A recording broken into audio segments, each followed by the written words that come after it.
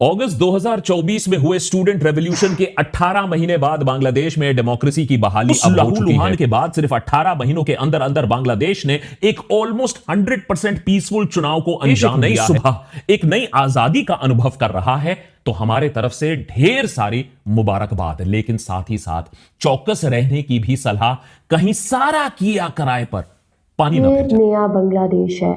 बांग्लादेश में अब डेमोक्रेसी वापस आ गई है। शेख हसीना एक डिक्टेटर थी। इंडियन मीडिया ये बाकायदा इस चीज़ को एक्सेप्ट कर रहा है, और साथ ही यहाँ पर किस तरह हमेशा भारत की जानिब से बांग्लादेश के साथ बांग्लादेश के अंदर इंटरफेरेंस की गई, और यहाँ पे इस चीज़ को बाकायदा एक्सेप्ट किया जा रहा है कि शेख हसीना ने बांग्लादेश के स्टूडेंट्स पे बहुत ज़्यादा जुल्म किए। यहाँ पे जी इस सब के बावजूद मोदी ने बहुत अचानक से बांग्लादेश को बांग्लादेश के जो न्यू प्राइम मिनिस्टर जो बनने जा रहे हैं तारिक रहमान, उनको मुबारकबाद दे दी है। और यहाँ पे एक खौफ है जो भारत पे हावी हुआ है, और भारत किसी तौर भी नहीं चाहता था कि तारिक रहमान या इस्लामी पार्टी का कोई भी लीडर बांग्लादेश का प्राइम मिनिस्टर बने।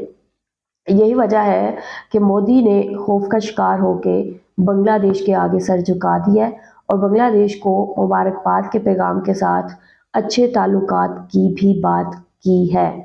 अभी आप लोगों के साथ मैं ये रिपोर्ट शेयर करूँगी। भारतीय मीडिया क्या कह रहा है बांग्लादेश में जो इलेक्शन हुए हैं उस हवाले से, साथ ही पीछे जो भी चीज़ें हुई, ठीक है, प्रीवियस ईयर्स में 18 महीने पहले, उस हवाले से, और यहाँ पे मोदी के मुबारकबाद के पैगाम को लेके बहुत इंटरेस्टिंग रिपोर्ट है। इस रिपोर्ट को आप लोगों ने आखिर तक देखना है। चैनल पे न्यू है तो चैनल को सब्सक्राइब करें और बेल आइकॉन को क्लिक करें। तो चलते देखते हैं वीडियो। अगस्त 2024 में हुए स्टूडेंट रेवोल्यूशन के 18 महीने बाद बांग्लादेश में डेमोक्रेसी की बहाली अब हो चुकी है। पूर्व प्रधानमंत्री शेख हसीना को सत्ता से बाहर निकालने के बाद, उनके देश से पलायन करने के बाद बांग्लादेश का यह पहला आम चुनाव था, जिसके नतीजे अब बाहर आ चुके हैं।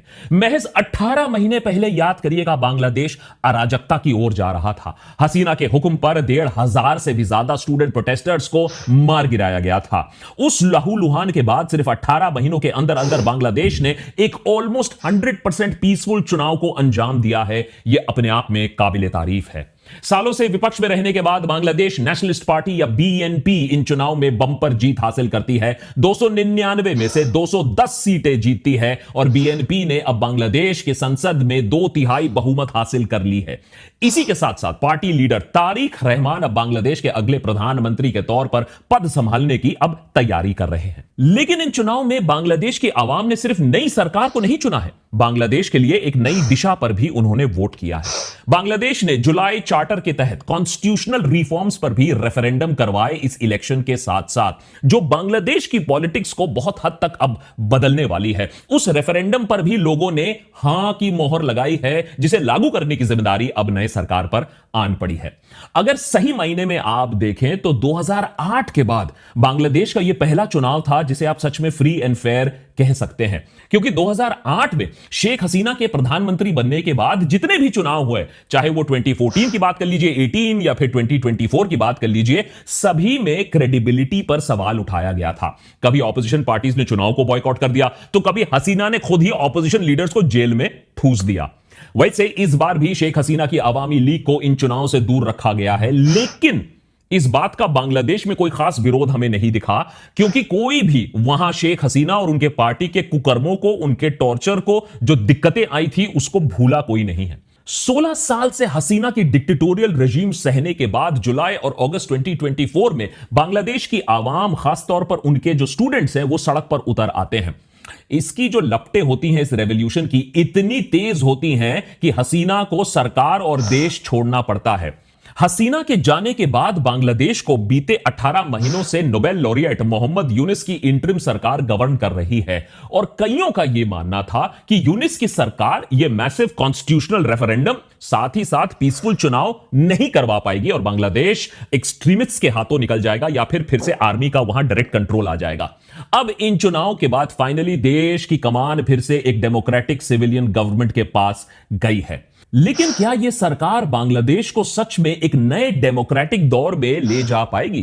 क्या यह क्रांति और नए कॉन्स्टिट्यूशनल रिफॉर्म्स बांग्लादेश की दूसरी आजादी साबित हो पाएगी, या फिर रेडिकल इस्लामिस्ट फैक्शंस बांग्लादेश में शरिया लॉ लागू करवाने में कामयाब हो जाएंगे, देश को एक्सट्रीमिज्म की तरफ धकेलने में सफल हो जाएंगे? क्या नए बांग्लादेश में माइनॉरिटी सेफ रहेंगे, हिंदू सेफ रहेंगे? क्या इसमें महिलाओं को बराबरी का हक मिलेगा? क्या यह नए बांग्लादेश में अनएम्प्लॉयमेंट, हाई इन्फ्लेशन जैसे इकोनॉमिक प्रेशर से डील करने की ताकत है? और सबसे जरूरी सवाल, क्या बांग्लादेश की नई सरकार अगस्त 2024 में हुए स्टूडेंट रेवोल्यूशन के एस्पिरेशंस को फुलफिल कर पाएगी, या फिर जो इतने लोग मारे गए, जो उनकी शहादत है, वो एक इनकंप्लीट रेवोल्यूशन का हिस्सा बनकर रह जाएगी?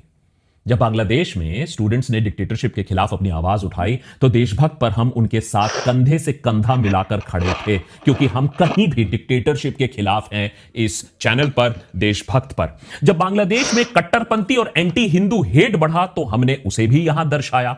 आज जब बांग्लादेश एक नई सुबह, एक नई आजादी का अनुभव कर रहा है, तो हमारे तरफ से ढेर सारी मुबारकबाद, लेकिन साथ ही साथ चौकस रहने की भी सलाह, कहीं सारा किया कराए पर पानी ना फिर जाए। सबसे पहले ताजा खबर और आंकड़ों पर नजर डाल देते हैं। 350 सीट वाली बांग्लादेश संसद में 299 सीट्स पर वोटिंग हुई। वैसे तो वोटिंग 300 सीट पर होनी चाहिए थी, लेकिन एक सीट में कैंडिडेट के मारे जाने के बाद वहां इलेक्शन कैंसिल करवाना पड़ा। यह एक इंस्टेंस ऑफ वायलेंस है जिसके बारे में हमें पता है। इसके अलावा बाकी जो 50 सीट्स हैं उनमें महिलाओं के लिए रिजर्वेशन होता है। उन सीट्स का एलोकेशन सभी पार्टी के वोट शेयर के हिसाब से निकाला जाता है। अभी तक जो कंफर्म नतीजे आए हैं उसके मुताबिक बांग्लादेश नेशनलिस्ट पार्टी ने 210 सीट्स पर जीत हासिल की है। 2/3 बहुमत अब वो पा चुकी है संसद के अंदर। दूसरी तरफ हार्डलाइनर जमाते इस्लामी ने 68 सीट्स पर जीत हासिल की है। अब तक का उनका सबसे बेहतरीन प्रदर्शन रहा है। बांग्लादेश के इलेक्शन कमीशन की माने तो इस बार वोटर टर्नआउट लगभग 60% था, जो कि 2024 के 42% से बहुत ज्यादा है। इसका मतलब इलेक्शन सिर्फ शांतिपूर्ण तरीके से नहीं हुआ है, लोगों ने भी बढ़ चढ़कर इसमें हिस्सा लिया है, which is good news. Sheikh Hasina सालों से बांग्लादेश की प्रधानमंत्री ही नहीं, लेकिन डिक्टेटर रानी बनकर भी वहां बैठी थी। उनके एब्सेंस में हुए इस चुनाव में फिर मेन एक्टर्स कौन थे? सबसे पहले आते हैं बांग्लादेश नेशनलिस्ट पार्टी के लीडर तारिक रहमान पर। Tarique former president general Ziaur Rahman और उनकी पत्नी and former prime minister Khaleda Zia के बेटे हैं। बीते 17 सालों से रहमान लंदन में एग्जाइल में जी रहे हैं, क्योंकि जो प्रीवियस रेजिम थी, अरेस्ट हुए थे, टॉर्चर हुए थे, फिर उन्हें देश से निकाल दिया गया था। अभी 2 महीने पहले, इतने सालों बाद वो बांग्लादेश वापस आते हैं और अब प्रधानमंत्री बनने जा रहे हैं। इनके बारे में थोड़ी डिटेल में बात करेंगे, काफी दिलचस्प हिस्ट्री है इनकी, लेकिन उससे पहले बाकी एक्टर्स पर भी एक नजर डाल देते हैं।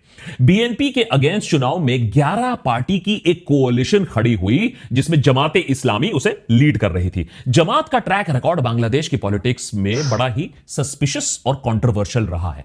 कहा जाता है कि बांग्लादेश लिबरेशन वॉर के समय जमात पाकिस्तान के साथ हाथ मिलाया हुआ था और उसने मुक्ति बाहिनी के खिलाफ मोर्चा खोल के रखा था।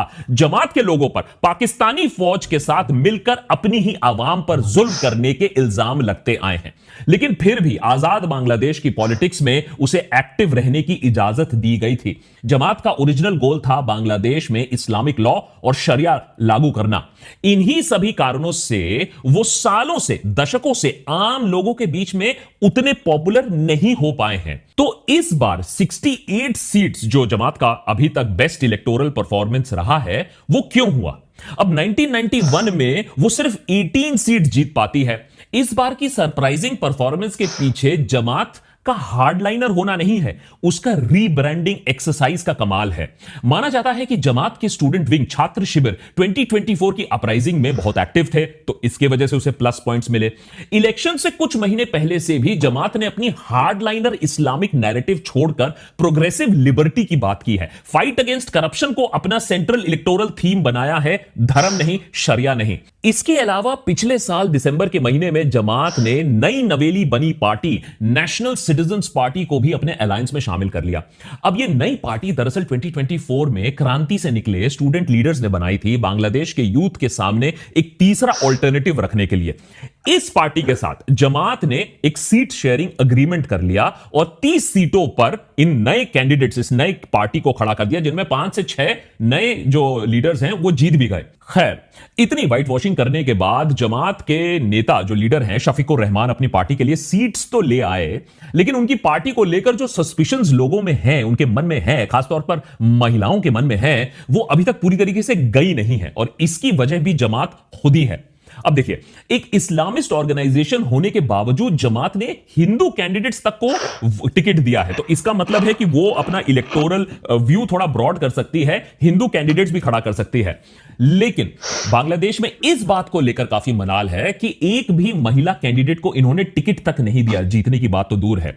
फिर इलेक्शन से ठीक पहले इनके लीडर्स इंटरनेशनल प्रेस में जाकर महिलाओं के वर्किंग आवर्स कम करने की बात कर देते हैं, जिससे कि वो घर में ज्यादा टाइम बिता पाए। अब जिस देश में 44% वर्कफोर्स विमेन हो, women participation in labour force Bharat से भी कई गुना ज्यादा हो, वहां के नेतागण अगर महिलाओं को घर बैठने की बात देंगे, हिदायत देंगे, तो शक तो बनेगा ही ना।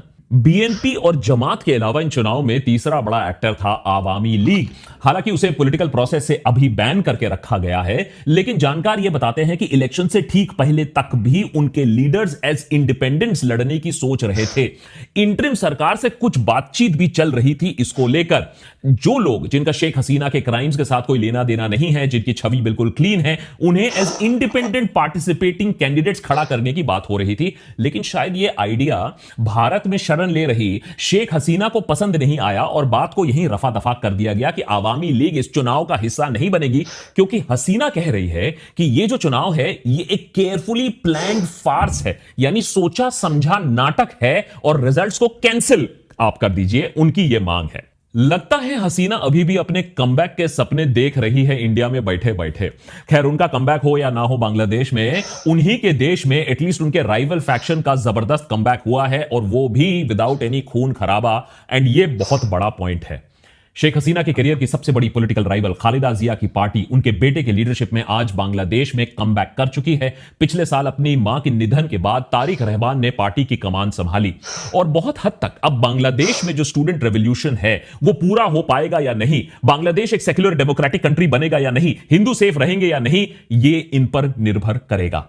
17 साल के राजनीतिक वनवास के बाद 25 दिसंबर को वो लंदन से ढाका आते हैं। उनका स्वागत करने के लिए एयरपोर्ट पर बीएनपी के सपोर्टर्स की भीड़ उमड़ पड़ती है। शेख हसीना के जाने के बाद बांग्लादेश में जो पॉलिटिकल वैक्यूम बनता है, उसमें बीएनपी खुद को एक एंटी अथॉरिटेरियन फोर्स के रूप में प्रोजेक्ट करती है, और इस ग्राउंडवर्क के सबसे बड़े बेनिफिशियरी बनते हैं खुद तारिक। याद रखिए, ये एक तरीके का रिवेंज भी है, क्योंकि तारिक को हसीना की सरकार ने देश से बाहर निकाल दिया था। आज 17 साल बाद एक सॉर्ट ऑफ रिवेंज भी उन्हें मिल रहा है। वापस आते ही तारिक ने कैंपेनिंग में वो जुट गए थे। कैंपेन के दौरान तारिक ने इंक्लूसिविटी की बात की थी, एक पोलराइज्ड लैंडस्केप में कम्युनल हार्मनी की बात की थी, और अपने पिता जनरल जियाउर रहमान के लिबरेशन वॉर की लेगेसी को बार बार हाईलाइट किया था। ठीक जैसे बाय द वे जो शेख हसीना अपने पिता मुजीबुर रहमान की लेगेसी को भी पॉलिटिक्स में इस्तेमाल करते आई थी इतने सालों से।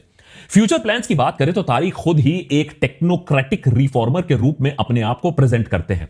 उनके पॉलिसी प्रपोजल्स काफी एम्बिशियस हैं। 12,000 माइल के कनाल खुदवाना, हर साल 50 मिलियन पेड़ लगवाना, ढाका में पोल्यूशन से निपटने के लिए 50 से ज्यादा ग्रीन स्पेसेस क्रिएट करना, वेस्ट टू एनर्जी प्लांट्स लगवाना, माइग्रेंट वर्कफोर्स के लिए टेक्निकल कॉलेजेस अपग्रेड करना, प्राइवेट हॉस्पिटल्स के साथ पार्टनरशिप करके हेल्थ केयर बर्डन को कम करना। उनका खुद का मानना है कि अगर वो इस अपने ग्रैंड स्कीम प्लान में 30% भी इंप्लीमेंट कर पाते हैं तो उनके देश के लिए एक बहुत बड़ी जीत होगी।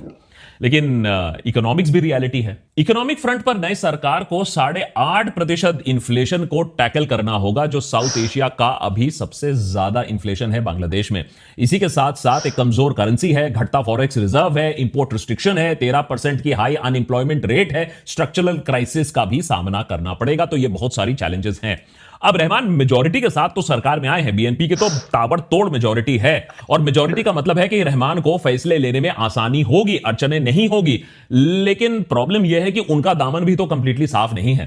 तारिक पे खुद ही करप्शन, मनी लॉन्ड्रिंग, ब्राइबरी, यहां तक कि ग्रेनेड अटैक, कंस्पिरेसी तक के चार्जेस हैं। बांग्लादेश में कुछ साल पहले तक उन्हें खंबा तारीख भी बोला जाता था, क्योंकि उन पर इल्जाम यह था कि बिजली के खंभों की प्रोक्योरमेंट में भी उन्होंने घपलेबाजी की थी। 2001 से 2006 के बीच में जब बीएनपी की पिछली सरकार बनी थी तो खालिदा जिया के साथ तारिक उसी तरीके से सरकार चलाया करते थे जैसे इमरजेंसी के दौर पर इंदिरा गांधी और संजय गांधी सरकार चलाया करते थे। ट्रांसपेरेंसी इंटरनेशनल की माने तो बीएनपी की पिछली सरकार दुनिया भर में सबसे ज्यादा वर्ल्ड्स मोस्ट करप्ट कंट्री उन्होंने बनाकर छोड़ा था।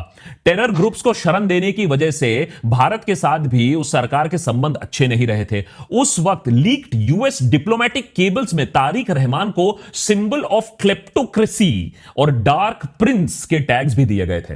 हालांकि इनमें से कई जो आरोप हैं बाद में कोर्ट में क्वॉश हो गए, पॉलिटिकल इन नेचर पाए गए, सबूत नहीं मिले, लेकिन पब्लिक परसेप्शन में एक डर अभी भी बैठा हुआ है। चाहे वो इलेक्शन में सही जीत लेकर आए हो, लेकिन अभी इंप्लीमेंटेशन होगा या नहीं यह देखने वाली बात है। इसीलिए तारिक की विक्ट्री जितनी होपफुल दिखती है उतनी कॉशनरी भी है। एक तरफ वो पोस्ट रेवोल्यूशन डिप्लोमेटिक रीसेट का चेहरा बनकर उभर कर आए हैं और दूसरी तरफ हमें यह भी भूलना नहीं चाहिए कि वो खुद भी उसी डायनेस्टिक एंटाइटलमेंट और करप्शन की लेगेसी के साथ भी आते हैं जिसकी वजह से हसीना सरकार को भी बाहर निकाला गया था। तो लोगों को रहमान से बहुत उम्मीदें तो हैं। इकोनॉमिक रिवाइवल की बात ले लीजिए, लॉ एंड ऑर्डर कंट्रोल की बात ले लीजिए, इंस्टीट्यूशनल रिफॉर्म्स की बात ले लीजिए, इन 3 पैरामीटर्स पर उन्हें जल्द से जल्द डिलीवर करना होगा।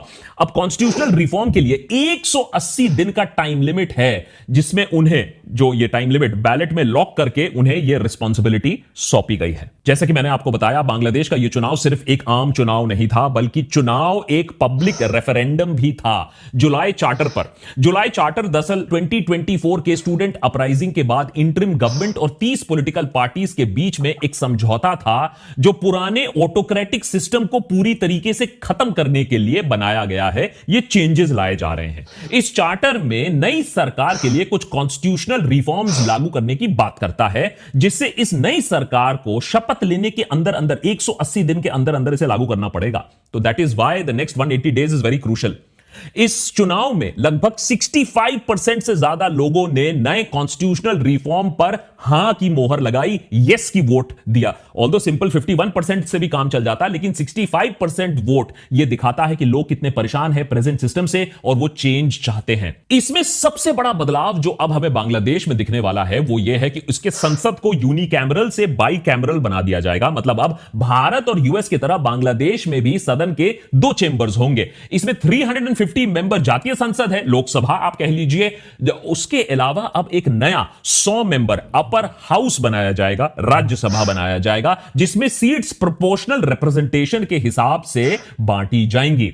इसी के साथ साथ प्राइम मिनिस्टर के लिए भी टर्म लिमिट्स फिक्स कर दिए गए हैं। अब कोई भी शख्स 10 साल या कह लीजिए 2 टर्म से ज्यादा प्रधानमंत्री नहीं बन सकता है। अमेरिका में भी ऐसा होता है, अमेंडमेंट करके अमेरिका में ऐसा किया गया था। वैसे भारत में भी ऐसा करना चाहिए? कमेंट्स में लिखकर बताइए। इस सज्जन को क्या तकलीफ है भाई? अरे एडिटर, तू अरेस्ट करवा के ही छोड़ेगा। काम पर बढ़ते हैं आगे। एक और बड़ा चेंज है आर्टिकल 70 नहीं 370 नहीं, आर्टिकल 70 जिसे रद्द कर दिया गया है। इसका मतलब यह है कि एमपीज अब सदन में आकर अपनी ही पार्टी के खिलाफ वो वोट दे सकते हैं। उस पर्टिकुलर बिल से अगर वो सहमत ना हो तो उसके खिलाफ भी वोट दे सकते हैं और ऐसा करने से उनकी सीट नहीं जाएगी, उन्हें बेदखल नहीं कर दिया जाएगा। ऐसा करने के पीछे जो मंशा वो है कि इंडिविजुअल एमपीज को और पावरफुल बना दो और बांग्लादेश जिससे फिर से एक वन पार्टी डिक्टेटरशिप ना बन पाए, जो एक लीडर है वो हिदायत दे कि तुम मेरे लिए ही वोट करो। रेफरेंडम के जरिए केयरटेकर गवर्नमेंट का जो सिस्टम चला आया है बांग्लादेश में, उसे कॉन्स्टिट्यूशन का हिस्सा बना दिया गया है। अब ऐसा हुआ है कि बांग्लादेश में इलेक्शंस हमेशा से ही एक न्यूट्रल बॉडी कंडक्ट करती है। बांग्लादेश ने देख लिया है कि कैसे इलेक्शन कमीशन दलाली कर सकती है, सरकार की बात मान सकती है। तो उसका यह कहना है कि अब हर बार इलेक्शन से पहले एक केयरटेकर गवर्नमेंट इलेक्शन से पहले सत्ता संभालेगी और इलेक्शंस और चुनाव फिर पीसफुली वो करवाएगी। लेकिन इसी के साथ साथ बांग्लादेश के कॉन्स्टिट्यूशन के जो पुराने कोर वैल्यूज जैसे सेक्युलरिज्म और सोशलिज्म की जगह अब रिलीजियस फ्रीडम, सोशल जस्टिस और ह्यूमन डिग्निटी जैसे वैल्यूज उस पर ज्यादा एम्फेसिस दिया गया है। इसके अलावा अब जुडिशरी को भी बिल्कुल आजाद कर दिया गया है। जजेस को प्रधानमंत्री अपॉइंट नहीं कर पाएंगे, एक इंडिपेंडेंट जुडिशियल अपॉइंटमेंट कमीशन के पास यह हक होगा। यूथ प्रोटेस्टर्स की डिमांड पर इंटरनेट सर्विस और डेटा प्राइवेसी को भी फंडामेंटल राइट्स में शामिल कर दिया गया है ताकि डिजिटल सर्वेलेंस कम से कम रहे। आपको हैरानी होगी यह बात जानकर कि ऐसा कौन सा देश है जो सबसे ज्यादा डिजिटल सर्वेलेंस करता है, सबसे ज्यादा इंटरनेट शटडाउन करता है, और बेसिक राइट्स तो आप छोड़ ही दीजिए। अब अगले 180 दिन तक नए पार्लियामेंट एक कॉन्स्टिट्यूशनल रिफॉर्म काउंसिल की तरह काम करेगी और इन सारे बदलाव को कानूनी रूप में लाया जाएगा। देखने वाली बात यह होगी कि यह कॉन्स्टिट्यूशनल रिफॉर्म सिर्फ पेपर पर ही रह जाएंगे या बांग्लादेश के लोग इस बार अपनी आजादी को एक्टिवली प्रोटेक्ट करने में सफल रहेंगे और फिर से फोर्स यूज नहीं करना पड़ेगा। 2024 की क्रांति बस एक शुरुआत शायद थी। अगर बांग्लादेश को सच में उन शहीदों के बलिदान को सार्थक बनाना है तो उन्हें हर रोज खुद ही की चुनी सरकार पर नजर रखना होगा ताकि वो सारे जो बदलाव हैं वो पूरी तरीके से लोगों तक पहुंच पाए, पूरी तरीके से इंप्लीमेंट हो। और यहां एक बहुत जरूरी बात जो मेंशन करनी जरूरी है और वो है राइट्स ऑफ माइनॉरिटीज। इसमें कोई डाउट नहीं है और हमने इस बात को यहां कवर किया था कि स्टूडेंट प्रोटेस्ट के समय स्टूडेंट्स ने हिंदुओं को वहां प्रोटेक्ट किया था जब वो अंडर अटैक आए थे, माइनॉरिटीज को प्रोटेक्ट किया था। लेकिन यह भी सच है कि एक्सट्रीमिज्म बांग्लादेश में बढ़ रहा है। अब उसको स्पेस दिया जाएगा, उसको ऑक्सीजन दिया जाएगा। अब हसीना पर आप हजार सवाल कर सकते हो, लेकिन एक्सट्रीमिज्म को एट बे रखा था हसीना ने। क्या तारिक रहमान की सरकार से हम ये उम्मीद कर सकते हैं, खासकर कि तब जब जमात सेकंड लार्जेस्ट पार्टी है? क्या जमात प्रोग्रेसिव रिफॉर्म की तरफ जाएगी या जमात फिर से रिलीजियस कंजर्वेटिज्म की तरफ जाएगी? ये देखने वाली बात है। और of course the elephant in the room, Bharat देश के साथ रिलेशन कैसे होंगे? बहुत ही मुश्किल सवाल है, लेकिन इसकी पहल भारत देश को करना पड़ेगा। भारत को यह समझना पड़ेगा कि हमें बांग्लादेश में इन्वेस्ट करना है, बांग्लादेश के लोगों के साथ रिलेशन बनाने हैं, बांग्लादेश की इकोनॉमी के साथ तार जोड़ने हैं। अभी तक जो हमारी पॉलिसी थी कि बांग्लादेश में अपना एक प्रॉक्सी बैठाओ, बांग्लादेश में एक शेख हसीना को बैठाओ, वो फॉरेन पॉलिसी जो थी वो काफी डिजास्टर्स साबित हो चुकी है। यही फॉरेन पॉलिसी की वजह से आज भारत देश को और भारतवासियों को इतना हेट किया जाता है, खासकर कि भारत सरकार को। मैं ये चाहूंगा कि ये जो नई सरकार है, अब ऑलरेडी नई सरकार ने पहली पहल कर भी दी है। उन्होंने कहा है कि एक्स्ट्रेडिशन डिमांड करेगी वो शेख हसीना का। और इस बार मोदी सरकार ये नहीं कह सकती है कि हम इस सरकार को मानते ही नहीं, क्योंकि नरेंद्र मोदी ने तो खुद टेलीफोन कर बात भी कर ली है नए प्रधानमंत्री जो होने वाले हैं और उन्हें मुबारकबाद भी दे दी है। तो अब जो लेजिटिमेट गवर्नमेंट एक्स्ट्रेडिशन डिमांड करेगी शेख हसीना का, तो मोदी सरकार क्या करेगी, इस बात पर काफी हद तक निर्भर करेगा कि भारत और ओके जी, ये रिपोर्ट आप लोगों ने देखी है। बांग्लादेश में ये जो इलेक्शंस हुए हैं, इनको एक बांग्लादेश में डेमोक्रेसी की जो वापसी है उसकी नज़र से देखा जा रहा है। बांग्लादेश में तारिक रहमान की बहुत बड़ी जीत भारत के लिए क्यों खतरा बनी हुई है और यहाँ पे भारत को क्या कंसर्न्स है। उनको लग रहा है कि ये बंदा जो है हमारे साथ नहीं चलने वाला और इसको बहुत मुश्किल से हैंडल किया जा सकता है, क्योंकि ये चीज़ हमेशा ही भारतीय मीडिया पे डिस्कस होती रही है। साथ ही यहाँ पे पाकिस्तान और बांग्लादेश के रिलेशंस के हवाले से तारिक रहमान जो है बहुत ज़्यादा फ्रूटफुल साबित हो सकते हैं और पाकिस्तान और बांग्लादेश के दरमियान जो रिलेशंस हैं वो आगे मज़ीद मजबूत होने जा रहे हैं। यहाँ पे इन्होंने बहुत अहम किस्म की बातें कही हैं।